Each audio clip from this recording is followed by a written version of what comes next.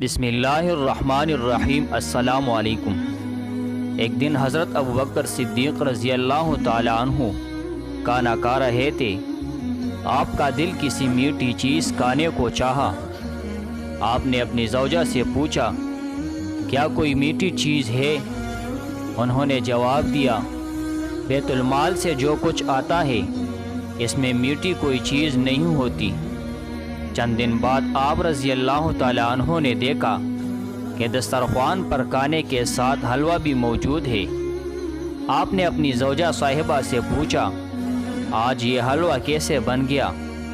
آپ کی زوجہ محترمہ نے فرمایا، میں نے محسوس کیا کہ آپ کو میٹھی چیز کی خواہش ہے، تو میں نے یوں کیا کہ جتنا آٹا روزانہ آتا تھا اس میں سے مٹھی بھر آٹا الگ رکھتی تھی۔ آج اتنا آٹا جمع ہو گیا کہ اس کے بدلے میں نے بازار سے کھجور کا شیرہ منگوایا اور اس طرح یہ حلوہ تیار کیا۔ آپ نے حلوہ تناول فرمایا۔